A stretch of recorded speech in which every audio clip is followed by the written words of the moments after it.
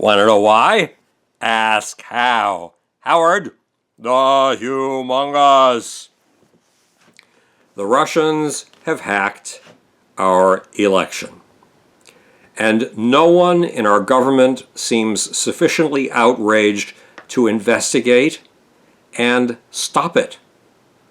But this is not the end of Russian meddling in our most intimate political processes. This is not the last of the Russian effort to undermine faith in our system, to stoke the fires of political hatreds, and to utterly undermine our ability to tell truth from lies and fantasies from realities. Russia's making information war upon us, and we have to do something about it. We have to fight back against fake news. Why? Look, we are a democracy. A democracy is founded on the ability of its citizens to process information.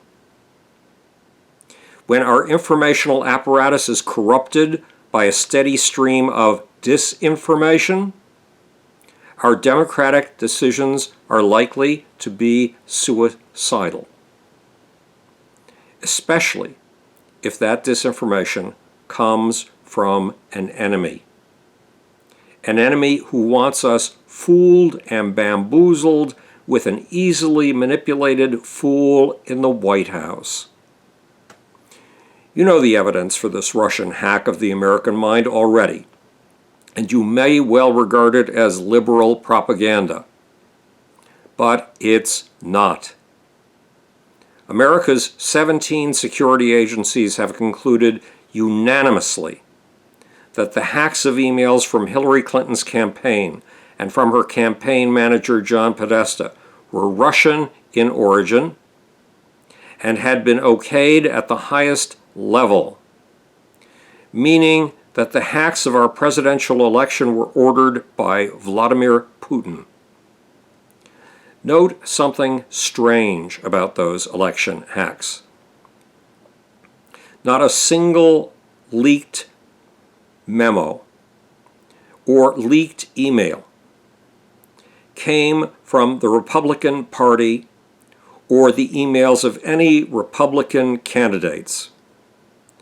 None of these leaks showed you and me the sort of mean-spirited kamikaze private email from Donald Trump to his staff or between Trump staffers that could have totaled the Trump campaign. None.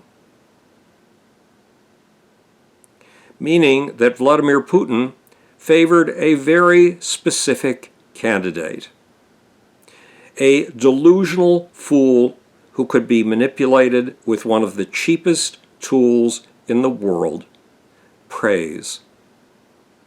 Putin wanted to punish Hillary Clinton and to put Donald Trump in the White House.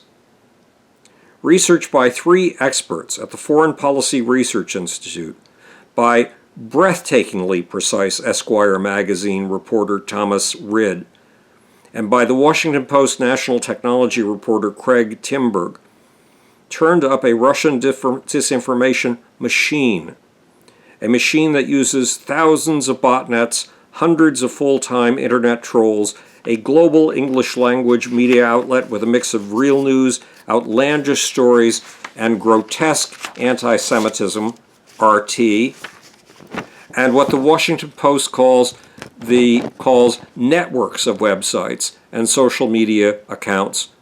The Russians use all of this to dish out phony story after phony story directly under Russian government control. Why do I say that RT's stories are sometimes outlandishly false? One of RT's top-of-the-news stories a few years ago claimed that Barack Obama was meddling in Syria so that we could land an American army that would march from Damascus to Moscow and take over Russia. I am not kidding. And RT these days is directly under the thumb of Vladimir Putin. It is his mouthpiece and his deception machine. Then there are the amateurs, the computer fanatics still in college who have discovered that they can make big money by flogging phony news stories. One of these kids, 22-year-old Bega Labasidze, was chronicled in the New York Times. Bega is a computer whiz who was in his last year of college. He started his phony news business in the two-room apartment he shares with his brother in Tbilisi, the capital of the nation of Georgia, a country under Russian control. Bega wanted to make money using Google AdWords. First, he tried to put out positive stories about Hillary Clinton, but praise of Clinton did not generate clicks. Then he tried stories that praised Donald Trump and trashed Hillary Clinton. Bingo! He got clicks.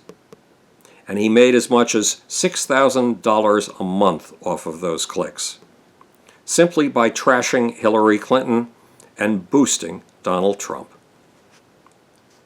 What sort of stories pulled in the viewers? Says the Post, stories that, quote, portrayed Clinton as a criminal hiding potentially fatal health problems and preparing to hand control of the nation to a shadowy cabal of global financiers. Sound familiar? And stories like the one that said that the Mexican government planned to close its borders to Americans if Trump won the election. Stories like, quote, stop it, liberals. Hillary lost the popular vote by several million. Here's why. Stories like the petition that called for exclusion of all Muslims and Mexicans from America. Stories like, this is huge, international arrest warrant issued by Putin for George Soros. And stories like, quote, dying Hillary says she just wants to curl up and never leave her house again after defeat. Stories great for Putin. Stories great for Trump. But stories bad for America. And stories that are false, false, false, false. Are we really so gullible that we will fall for this absurdly fake news? Yes. And our gullibility goes way, way back. Remember Jonathan Swift, the author of Gulliver's Travels, a man who in Gulliver's Travels praises honesty. Swift published Gulliver's Travels as a genuine account of the sea journey of a mariner named Lemuel Gulliver.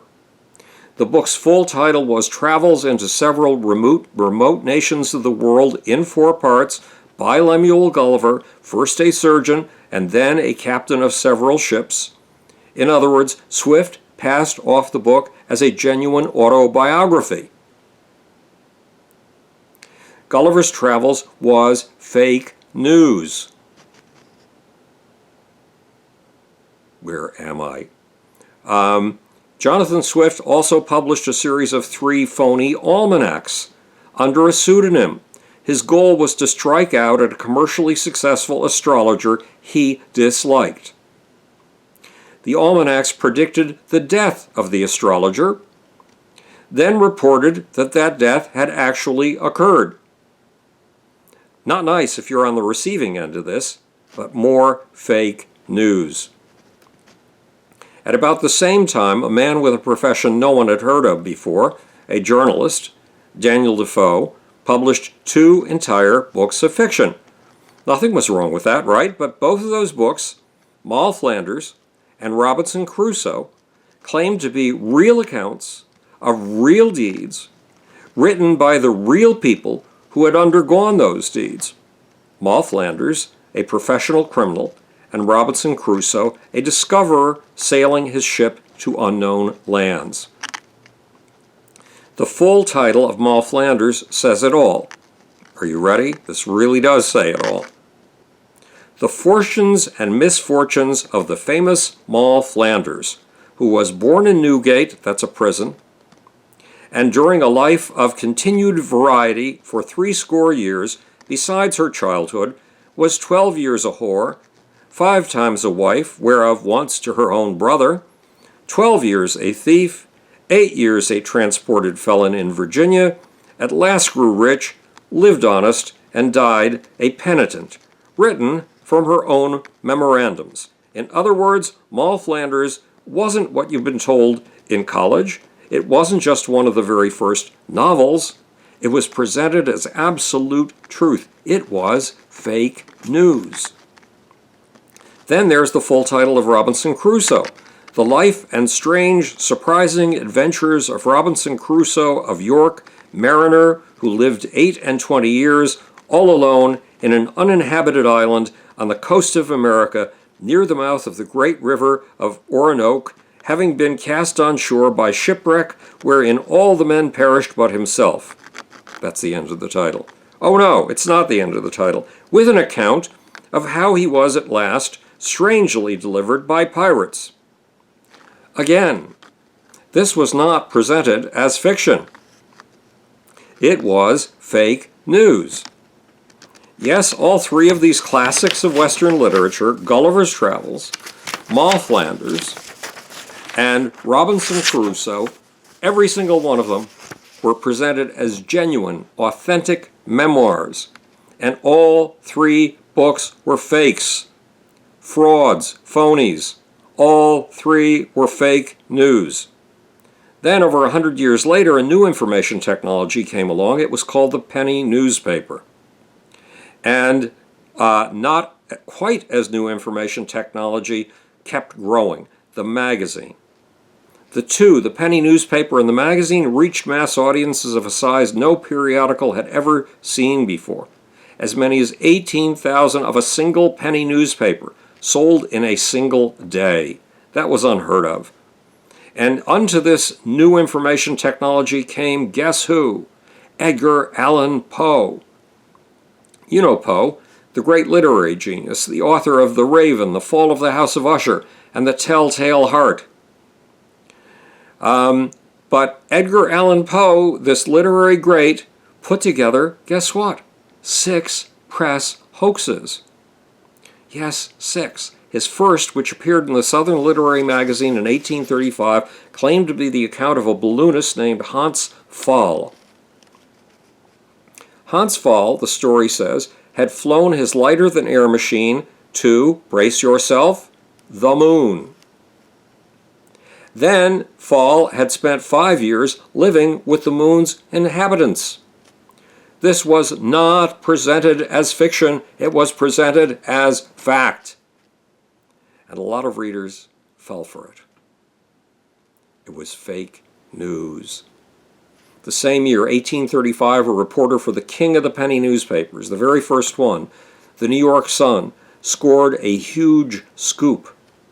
Sir John Herschel, the great astronomer, had established an observatory with a gigantic telescope at the Cape of Good Hope, and from his perch at the viewing lens of his telescope, Herschel, too, had seen the moon's forests, meadows, and inhabitants, humanoids, with bat wings. The Sun published a series of 6 stories, and those reports sold newspapers like crazy. There was only one problem. The stories were false. Fake news. 9 years later, Edgar Allan Poe got into the game again. It was 1844. An unknown railroad attorney named Abraham Lincoln was a mere 35 years old. Suddenly, a story in the New York Sun reported an amazing fact.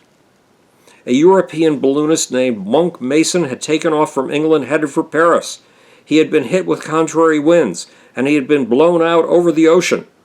Once the balloon neared land again, a long time later, Mason realized that he had crossed the Atlantic and landed on a beach in, of all places, North Carolina. It was the very first crossing of the Atlantic by air. Amazing news. The New York Sun got a reporter to the beach fast and landed an exclusive interview with Mason about his transatlantic adventure. Readers couldn't wait to get their hands on the story. The Sun beat every other New York paper in circulation that day. Said Edgar Allan Poe, "I never witnessed more intense excitement to get possession of a newspaper. There was only one problem. The story was utterly and completely false. There was no balloon. There was no balloonist. There was no reporter.